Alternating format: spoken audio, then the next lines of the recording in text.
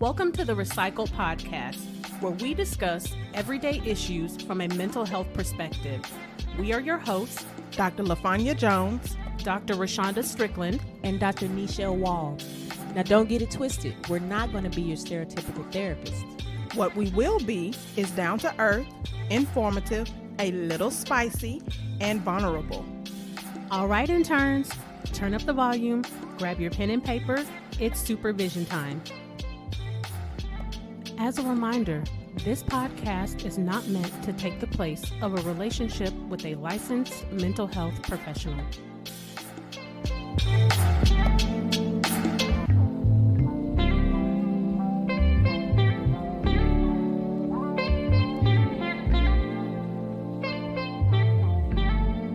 Welcome back to Session 8, Behind Picket Fences, It Ain't All Roses.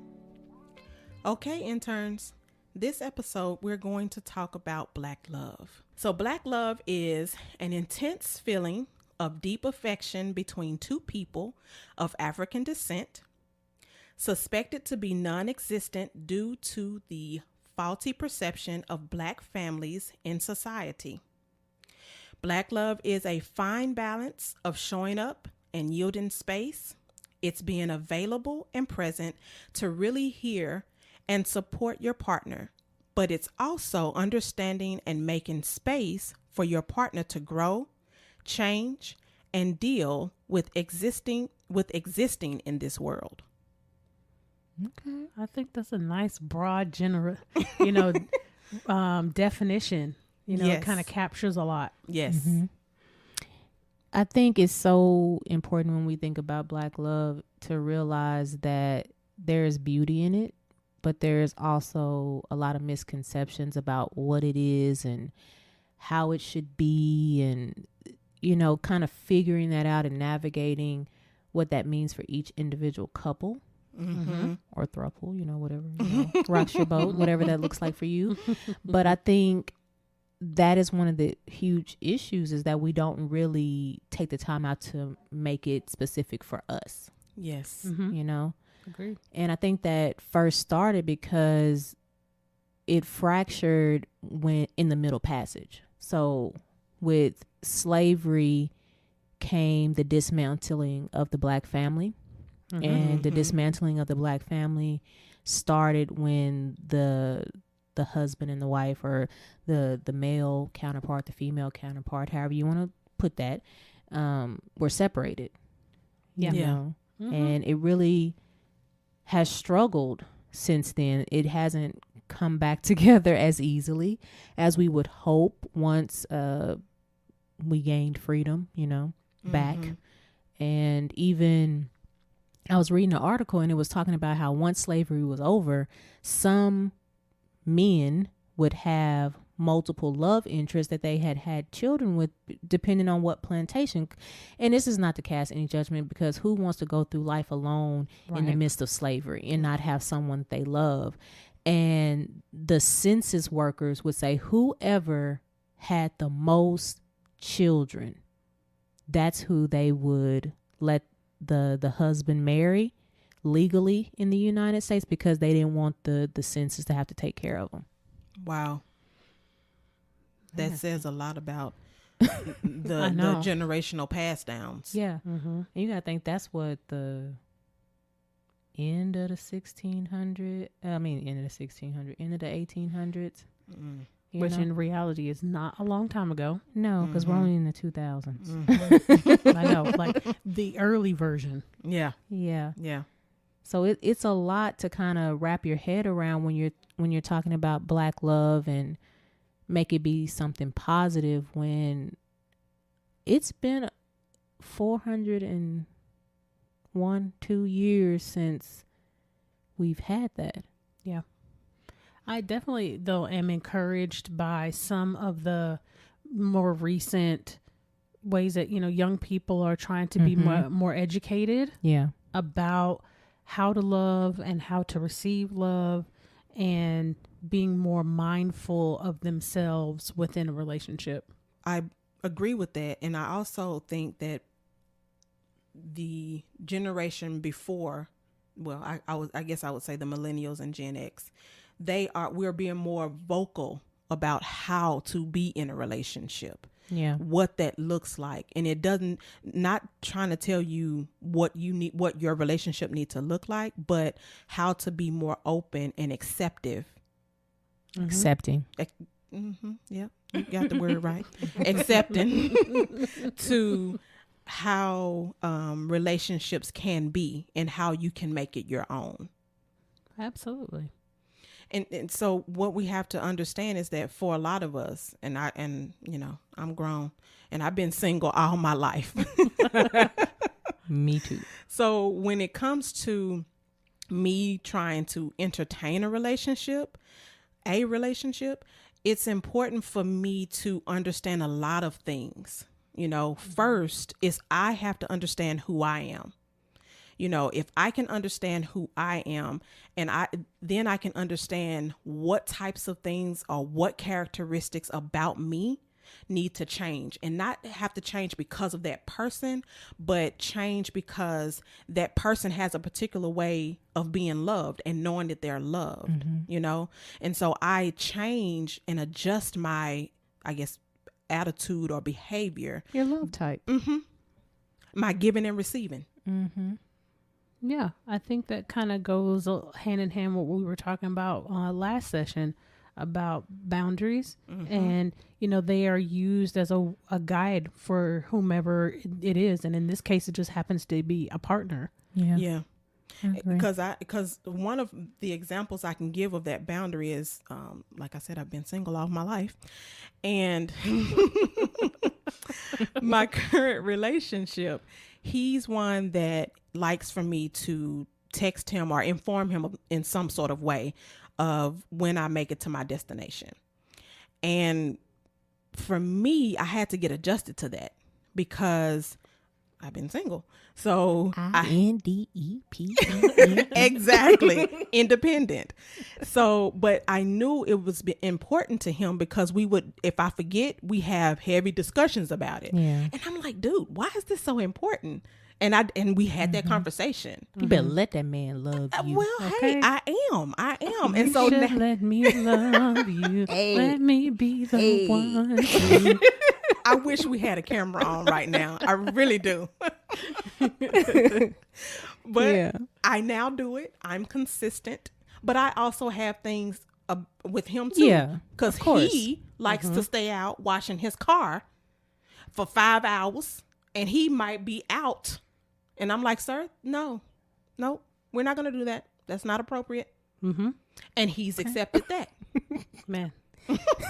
I think another part of that is when you're more aware of yourself, you can also know what you need. Yes. Because that's something I don't think shows up really well in relationships, especially the Black relationships that I've seen, that I've counseled, is people don't know what they need. They don't know what they want. They just like, oh, this is how it should be, and this is what I'm going after. And then you wake up years, down the line in the relationship, be like, I don't even like this dude. I don't know why I married him in the first place. Wow. Or I don't know why I got with this girl. I can't tell you how many clients that I've spoken with, and they say, they're dissatisfied in their relationship, and that it was just a hookup gone wrong, essentially. It was an extended one night stand. An extended one night stand that they kind of got together, and then, well, you seem cool and you seem cool. And, they just kind of blossomed from there. But once they got a chance to really know one another, it was like, oh, shoot, hold on.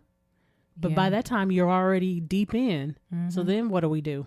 I think people assume that somebody has to be like the devil, evil incarnate, for you not to stay with them. And that's not the case. Like, somebody can be the bomb person, but they may not be the bomb person for you. And maybe y'all were better off friends, or maybe that was just a seasonal type of relationship. Like, you don't, just because you attracted doesn't mean that y'all supposed to be together. And you have to be careful of your timing in liking a person, because you have to be careful that you don't like their representative and you don't fall in love with their representative. Can you say that again? You have to be careful that you don't like and love their representative. And because people tend to be like, oh my God, I just love him, and it's only been 3 months. No, you love his representative, or you love her representative. Yeah. The other thing I would piggyback on that is falling in love with potential. Oh God. You know, oh, this person.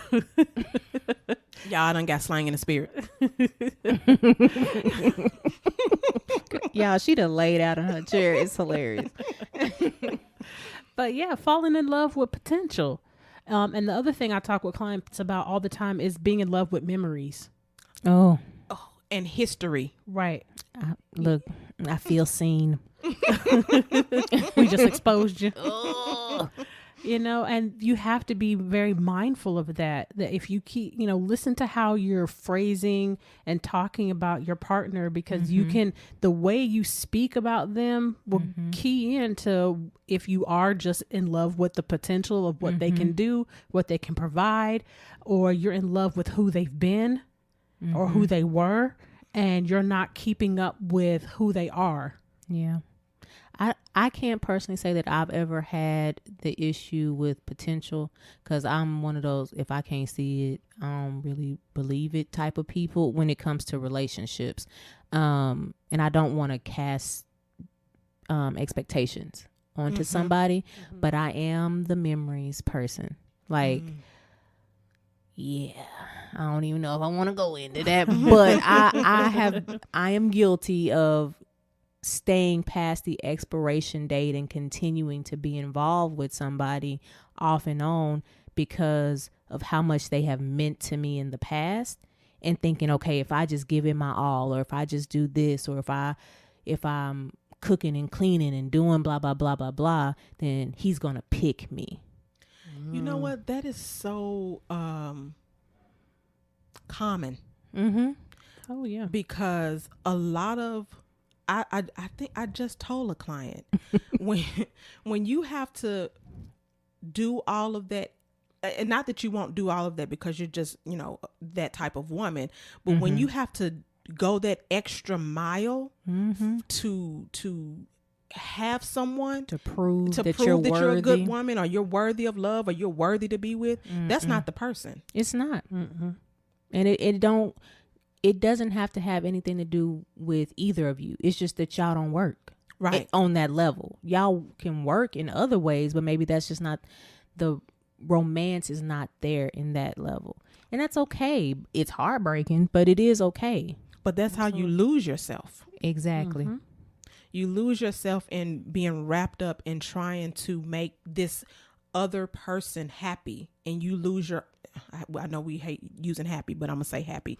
You lose yourself. You lose yourself in trying to make this other person happy. And when you turn around, by the time you come and see one of us or a mental health provider, you don't know where you lost your happiness. Yeah. I think a lot of that also has to do with the fact that we live in such a patriarchal society still. We still operate under the guise that we have no rights and we're still property as women. So it's like, I need to be chosen. Like what I said a moment ago, I need to be chosen so that I can say that I'm married, or I can say that I'm this. Or you have like the new round of people where it's like clout chasing. Like being married or being engaged or whatever is a clout chasing thing. It's a prestigious qualifier. And it's really not. Like, if you want to be married, cool, but realize how much you need to work. Right. Yeah. And you have to realize as individuals, when you enter into a relationship, you have to know your truth. Because if you're in a relationship and you're not speaking about what bothers you, what you don't support, what is not appropriate, what you're doing is you're creating a false foundation for your relationship. Because now when you get to that point where you're coming into your own and you start sharing that information, now the other person is like, oh, you bamboozled me. I didn't know that you could say no. Well, a lot of couples don't have those types of deep conversations. They have very surface discussions on, what's your favorite color, and, where did you go to school, and what did you want to be when you grew up? But they don't have deep, hard-hitting, really emotional conversations on, where did you feel like you failed in life? Yeah. or, you know, how have you grown or as a person, or what setbacks have you experienced? And they also don't talk, a lot of couples don't talk about things in a observational kind of way. Well, I've seen this in you. This has been my experience of you. And they don't kind of problem solve based off those experiences. Yeah. When you say growth, I tell my couples all the time, typically, just in general, we tend to start changing every 5 years. I'll say 4.5 to 5 years. And when we start changing, especially when you're in a relationship, a marriage or a relationship, committed relationship, when you start making those changes, you have to understand, one, what those changes are. And and it's important for you to understand what those changes are, because you need to know how it's going to affect you, your partner, and your marriage. Because if you don't understand that, you can't grow together, because you're just changing. You don't know what's wrong. They don't know what's wrong. And but your marriage is being affected. Yeah. Well, that's because there's 3 people in a relationship. If you're in a throuple, then there's probably 5 people in a relationship, or 6. 9. But I think this is something that all of us talk about when we work with couples, is that there's you, i.e. person 1, person 2, and then the relationship or the marriage, or whatever status you want to use, that it needs its own set of rules. Yep. You know, when I'm working with couples, I talk about, you know, if your relationship is kind of operated like a business, that it needs to have its own set of procedures. So the same way that your job has standard operating procedures on who does what, when, where do you go, you know, your relationship needs to have financial projection meetings. Are we going in the direction that we want to financially? Are we hitting our targets? You know, you have to have staff development. So are we going and playing games together? You know, how are we in increasing the morale of our relationship? You know, it becomes like a business, and it has to have focus and drive in order for it to, and intent in order for it to be successful. That's one of the reasons why I don't see couples unless they're both in individual counseling. Me too. And I know that's a common practice that we do here at Balance Beacon, but I'm not seeing you and having to work through your problems, her problems, the marriage's problems, all in one session. We don't all have to be seeing the same therapist, but you need to have an individual therapist. That person needs to have an individual therapist. And then either y'all can choose one or the other for your couples, because it's too much to have to work through in one session.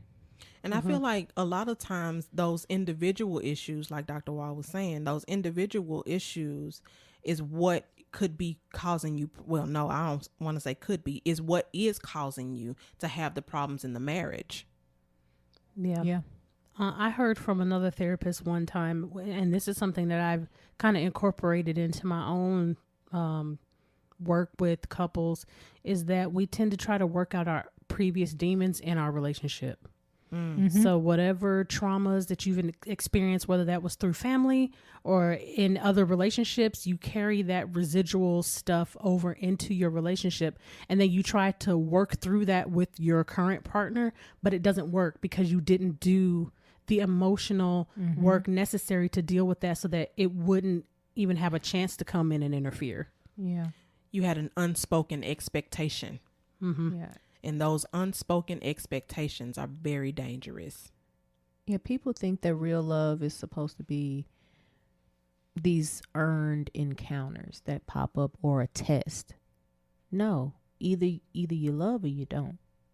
That's as simple as it is. Like, my grandfather used to tell me, falling in love is clumsy, so don't do it. Ooh, I like that. I like that. Yeah, my grandfather was always very nonsensical.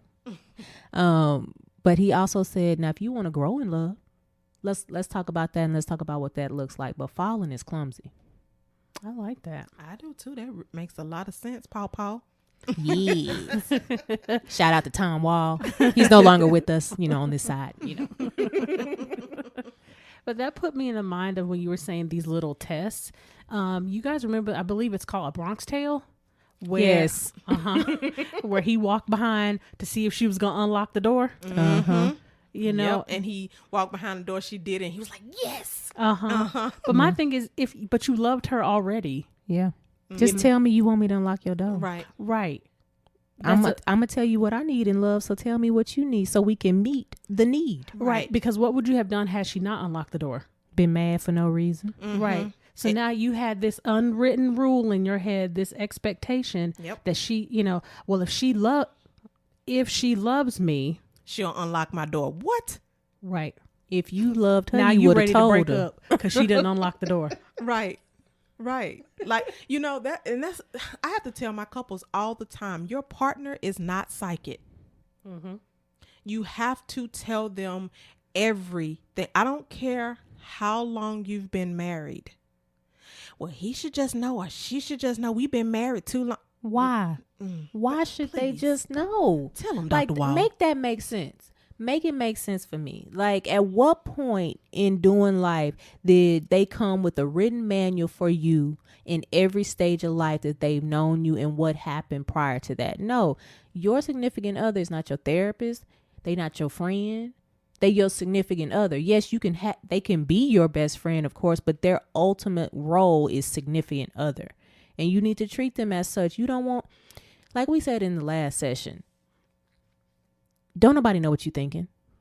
And trust me, you don't want anybody knowing what you're thinking half the time if you really did, because sometimes we can be a little mean to our significant other. Like, I can't stand this joker. That's how you folded that towel. Like, it's like I was about to say I feel t-shirts. Oh my God. So we just gonna sidebar real quick right here. So stick a pin in what Dr. Wall was saying. So my mom is a neat freak. So I learned how to fold laundry, of course, from her. And I can fold a t-shirt so crisp that it looks like I ironed it. Y'all should have heard Derek telling us this story.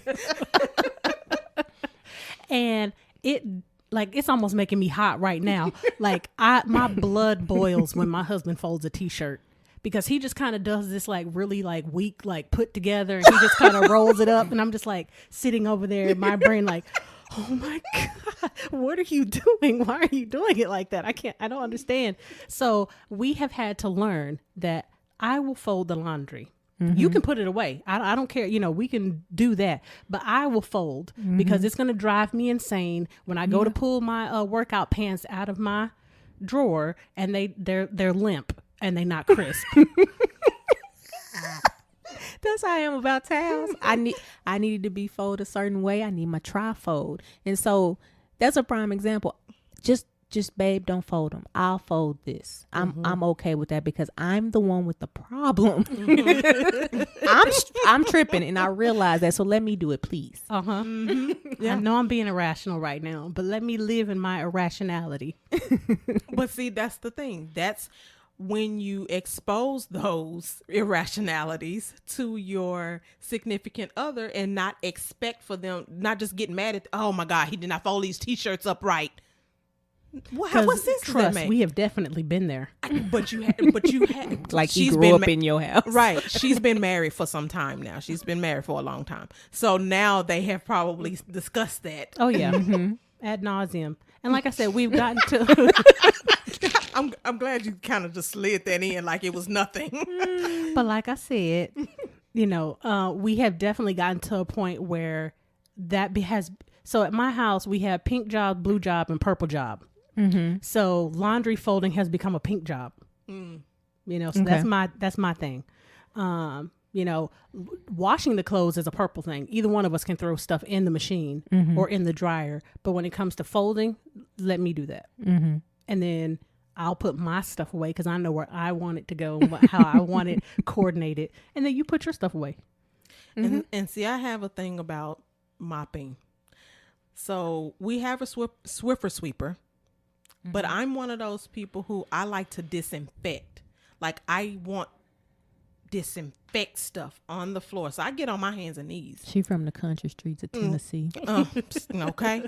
So I get on my hands and knees with disinfectant wipes and I will wipe from side to side, the whole floor in the kitchen, the foyer, the bathrooms, I get on my hands and knees. You're so extraordinary. I know. I just can't. But y'all have to understand, my significant other is a truck driver. So he's bringing in all that stuff. Yep. So I have to make sure we don't get sick. I was doing that before COVID. But still, I'm going to blame it on COVID. So you see some of the examples of Black love here, and how I usually don't like the term compromise, but that's essentially what it is. Learning to work with one another in whatever your quirks are, so that it doesn't drive your partner insane. And it's not about changing the core.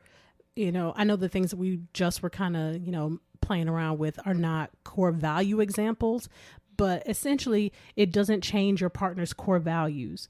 You want to be able to mesh those two things together and not feel like you've completely changed or lost yourself in the process. And so you have to be careful with those changes, because some of those changes are not as simple or funny or, things like that. Like Dr. Strickland was saying, some of those changes are to your core, and those can be unhealthy. Because those are, and these are just examples, that's when you can find yourself being a person that's been gaslit or manipulated. I didn't know if that was going to be right over there, or manipulated, and or controlled. And so those are all unhealthy ways to get someone to change their core of who they are. I agree. You have to have the we mindset. It's about both of us. Because y'all know we be thinking in movies and songs, is the top. I feel like that's just how Black minds work. It might be, because we are entertainment focused. So what pops up in my head is the Why Did I Get Married, where Tyler Perry is talking to his wife and she has gone and gotten her tubes tied. Oh, yeah. Without telling him that her tubes are tied and they've been trying to have a baby. And she hasn't said anything. And he says, you gave up, when you married me, you gave up the eyes for we. That's not what you do. Now, what I'm going to say is there still has to be some I in there, because you have to make sure self is okay, but not from a place of selfishness. More so from a place of, okay, the self-care and that sort of thing that we've talked about in past sessions. You have to make sure your cup is full, and then you give everybody else whatever is on the saucer. You don't give what's in the cup. So that's what kind of movie pops up in my head when I think of that. Yeah, that's a good example. Yeah. What puts me in the mind of, you remember that Jeremiah song, We? There's no we without you and I. That one. Oh yes. So I was like, no. So what? But with the O's. With the O. What I like, even though this is not necessarily specifically what that song is about, but it was kind of like a triple entendre. So part of the chorus is there's no we without you and I. So of course, with the French spelling of we, O-U-I, it really means yes. But you have, yes, I can't have this without you and I. And then all of the encompassing of we. Yeah. That it's a you and I and a we, plus yes. Whoever wrote that was smart. I don't know if it was him, but that was good. Yeah. That you need all of those things. Again, there's you, your partner, and the relationship. That all of those things are necessary and present. Yeah. I want to ask y'all a question. I'm scared. What has been y'all's experience as Black women experiencing Black love from a Black man or men? It does not have to be the person that you're currently with. I would say mine has definitely been a couple stages. So my experience of Black love as a young woman, so late teens, early 20s, was trauma. I was involved in a, domestically violent relationship. And, of course, that's a whole nother set of story. But in retrospect, it taught me a lot about who I was at that time. I was a very different, I was a girl, Yeah. And I viewed the world as a girl, but it was a very traumatic relationship. And I think that did shape how I looked for another partner. Mm-hmm. You know, I think it tainted my view of men for quite a while. I can imagine it would, though. Yeah. You know, it took some years to kind of get out of that mindset of, well, no one else is going to hurt me. Mm-hmm. So I'm going to go out and I'm going to do whatever I want, however I want. I don't care what you feel or what you say. It's all about me. Mm-hmm. You know, it took some time. So I think it really shadowed or kind of gave me, versus rose colored glasses, I think it gave me like gray colored glasses. Okay. Mm. You know, and it just kind of drained all life of how I viewed being with another person. Okay.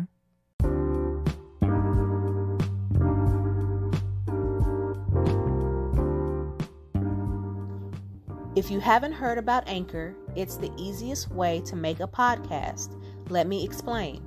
It's free. There's certain tools that allow you to record and edit your podcast right from your phone or computer. Anchor will distribute your podcast for you so it can be heard on Spotify, Apple Podcasts, and many more. You can make money from your podcast with no minimum listenership. It's everything you need to make a podcast in one place. Download the free Anchor app or go to anchor.fm to get started. That's ANCHOR.FM.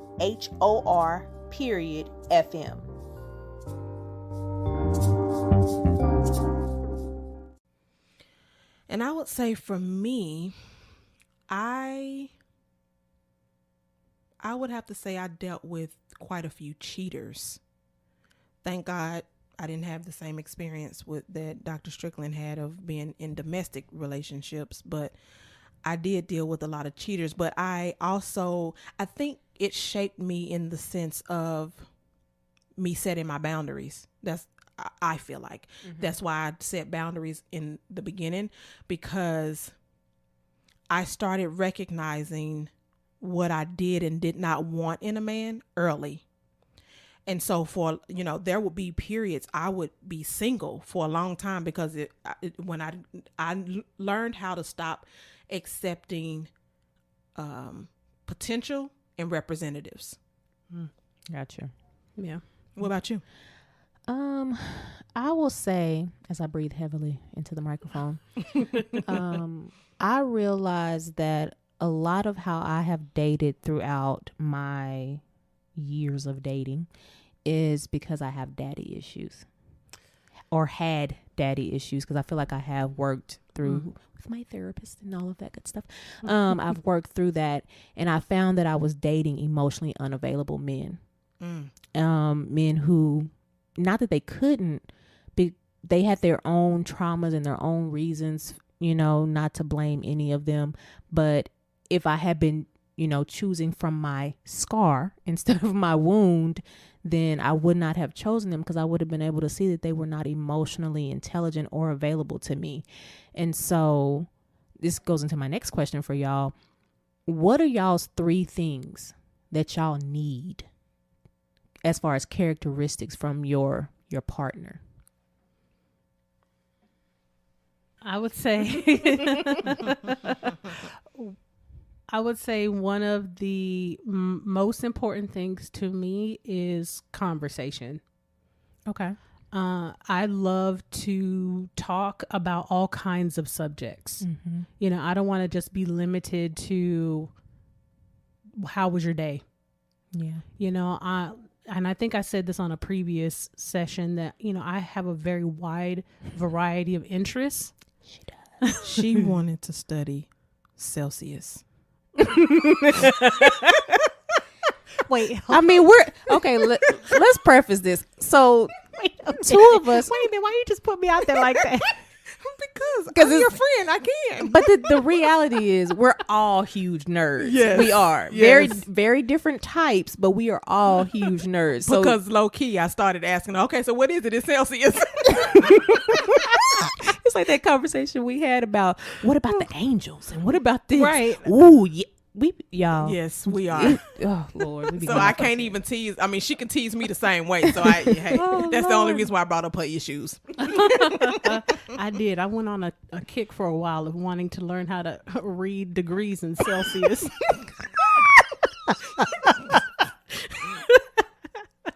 I'm sorry, y'all. I got us off subject. Okay.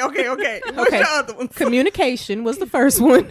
A conversation. Conversation. Conversation. Yeah, so I'm really into conversation. So I have, like I said, I have a wide variety of interests, and I want to be able to talk about more than just how was your day. You know, if there's something that I found interesting or intriguing, I want to be able to share that with you, and vice versa. Okay. I would say second is I want a teammate. I want somebody that if we're gonna grind together. Yeah. That it's not going to be me pulling you or you pulling me, that we bounce off of each other very well, and that we have a common goal in mind. And then I would say the third one is someone that enjoys laughing, because I like to have fun and I like to laugh. So I think that's a third quality that's really important for me. Okay. So I would have to say my first one would be communication. And I say communication and not conversation just because I'm a very open person. So I like to discuss everything. Like if it's something I don't like, I want us to communicate. If it's something you don't like that I've done, tell me. You know, well, could it hurt me? Yeah. Could it hurt you? Yeah. But we can talk about it, you know? So I like that type of communication about everything. I also like support. As we said earlier,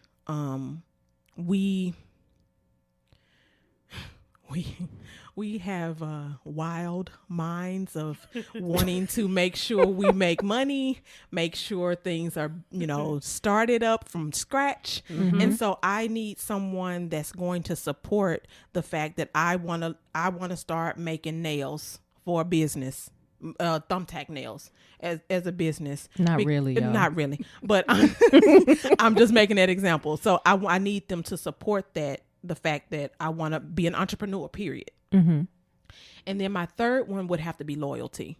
That's a good one. Like I said, I dealt with a lot of cheaters, and so of course my trust issues are better now. But if you're not loyal and I can't trust you, we're done. She chopping you in your throat. Yes, I promise. She do not let people in easily. Really, I'm telling you. She be like, "What you say?" I'm like, I was just Nothing. breathing, calm down. Like, my you want a eyeballs, hug? they move all the time. Who hurt you? I do have to say, these ladies have allowed me to let that wall, because it wasn't a boundary at that time. When I met them, they've helped me to let my wall down, so but that you I had can me in here with tear ducts leaking. Okay, get your eyes under y'all control. Be trying to do it every week. Trying to break this stone wall down. Because you're not a stone wall weirdo. Not an Aries. No. Yeah, but either way, they have helped me. So I've been able to make my boundaries more boundaries and not walls. Yeah. Because I believe that's what I was doing at first. Before knowing what boundaries were, before knowing how to set them, I was just keeping you at bay. And no, I had the rest and be face for real. And no. Yeah. See, the difference with me, and I definitely want to hear yours as well, Dr. Wald, but I think I fight with being a pushover. A lot of people would not think this about me that know me. They say, "Oh, you're so confident. Oh my God, I wish you were so confident." And I'm like, but no, if you really know me, I can have a tendency to be a huge pushover. Yeah. And I will compromise my own boundaries a lot. And, as I've gotten older, I have gotten better at doing that.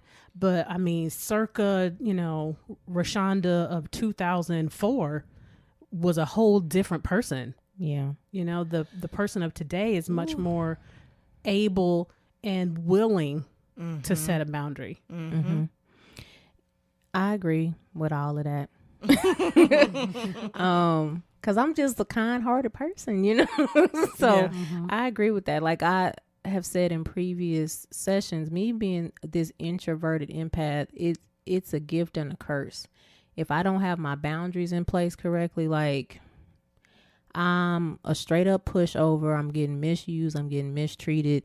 But when it's in place, it's a wonderful thing, and it's good, it's flowing. Because at the end of the day, I just want to love people, and I want people to love me, and I don't feel like it has to be that hard, even though people make it super difficult.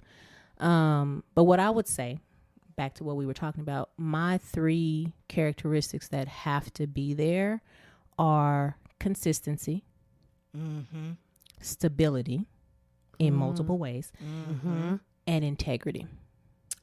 Oh, yeah, I like And that. so that's part of the work that I had to do when I realized that I had such deeply ingrained daddy issues. And so for those who don't know, like my father has really not ever consistently been in my life. I love him to death, but he was not what I needed in my life as a you know, you have to imagine me being as sensitive and emotionally responsive and expressive as I am, what type of dad I would have needed. And there just was a lot of abandonment feelings that I had. Yeah. And so luckily, like I've said in a previous episode, we lived with my grandparents. So my father figure growing up was my grandfather until he passed away when I was 20 something. I don't even remember how old it was, in 2005. And so that was my example. He taught me what it meant for a man to love a woman. And unfortunately, when you're not hyper aware of certain things, you overlook the good and you focus on the bad. And so for a lot of time in my dating life, I was focused on the type of man that my father had shown me was a man. Yeah. That's a hard one. Yeah, because my dad was completely different. My dad, which is why I believe I was able to walk away from men who cheated, because my dad always instilled in me, you know, that I was beautiful, that I was worth, you know, a good man, and just all of the things that daddies should teach you as a young lady. And so I was, even though they cheated, I wasn't one to stay. You know, it was only I would say it was only 2 men that I would say I was stupid for. Okay. But even with that, I still held my ground and had boundaries. Yeah. Now they would cross them, and then eventually it was like, no, I'm done. No, I'm done. Yeah. But I think that it had a lot to do with my father being a healthy part of my life. Yeah. I think I was more on the Dr. Wall end. Now, my father was in the house, so he was physically present, but he was not always emotionally present. Now, I know, there's been a lot of growth also through therapy and things like that. Course. You know, I would never, under any circumstance, say that he does not love me. Yeah. And is not proud of me and doesn't adore me in his own way. Exactly. But it took some time for me to learn that. And because of the way he showed it. Right. And to learn how that impacted how I viewed men and what I thought I wanted and what I thought I needed, and kind of going overboard in some ways because, like, you know, he wasn't a really emotionally available individual. So then I'm doing the most. Yeah. You know, because you become need starved.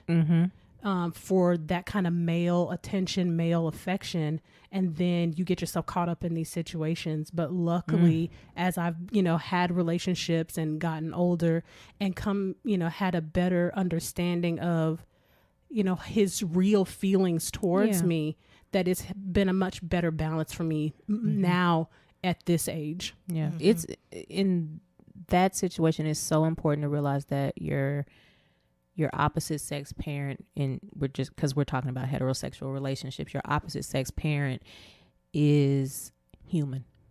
Yes. They have had a life before you came along, and they probably have not healed from a lot of things, and that is going to affect how they show up for you. And you have to forgive them. Yeah, and the thing is, for my parents, they've been married all my life, and so I'm sure they both took each other through the ringer. Yeah, because of life. You know, they've had their ups and downs in their own marriage, and so I'm sure that affected how my dad treated me. Not that he didn't love me or anything like that, but still, sometimes he couldn't be emotionally available for me because of perhaps whatever him and my mom may have been going through. Yeah, You know, so it's just, those are things that we have to be mindful of when it comes to, because this is another type of Black love. Yeah. It is. Yeah. And also, I think remembering that the Black love of yesteryear is not going to be the same as the Black love of the present. No, it should be changing and developing, hopefully for the better. But that has to be an intentional thing. Yeah. Yeah. So what do y'all think some of the misconceptions are? I think you kind of have to break that down based off of male and female, because it's different. I would definitely say for the male that they're not going to be there. They're not going to show up for you. They're lazy. They don't date Black women. That's the big one. Yeah. We were talking about this before this session, because I'm just going to say it. We all have brothers who don't date Black women.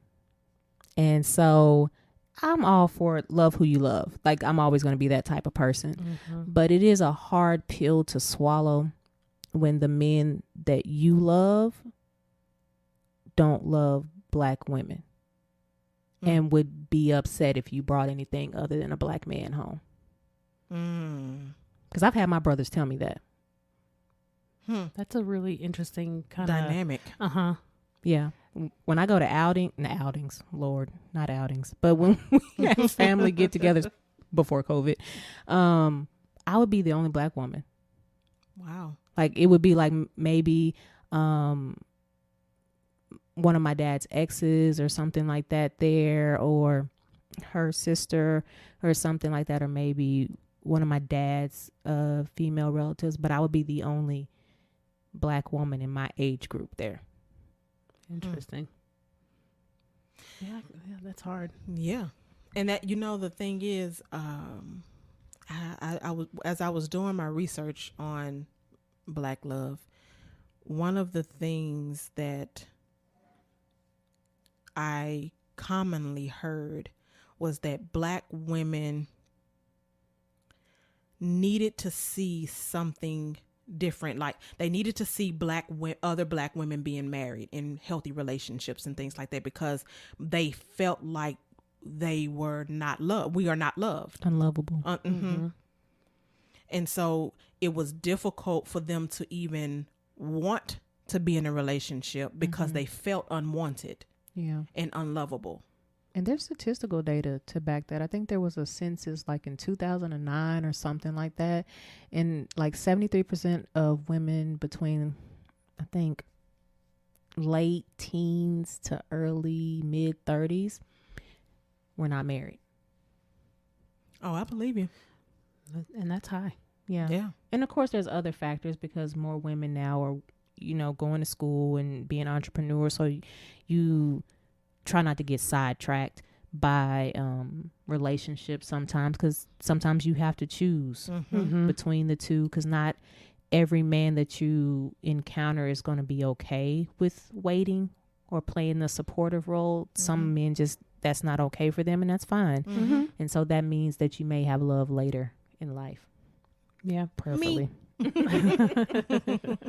I think that is becoming more common, though. Finding love later in life, you know, early 40s, even into early 50s. You know, I think about like my mom. She met her current husband when she was in her late 50s, mid 50s.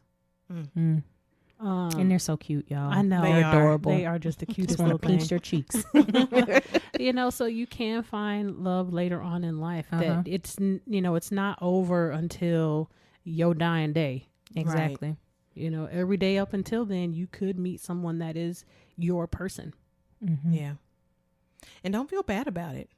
You know, if you, because I will be the first to say I chose education and career first because I'm single. Well, I'm single but not available now, but I'm single by choice. She's unmarried. Yeah, I'm unmarried, but I'm that way by choice. And now, granted, you know, Yeah. I'm glad now because of who They're I'm cute with too. now. He's so sweet. I and know loving. they are just the cutest. Exactly what she needed. Mhm. Exactly. Exactly So I'm when glad she now. needed Yes, exactly. Because I think he has a lot to do with me also calming down and not being Yeah. so forceful with my beliefs and what I, you know, Yeah. things like that, you know. it. It's about balance. Yes. Yin Most and definitely. yang. All them things. Mm-hmm. I love how we have all of the dynamics. What do you mean? So we have a single person, Yee.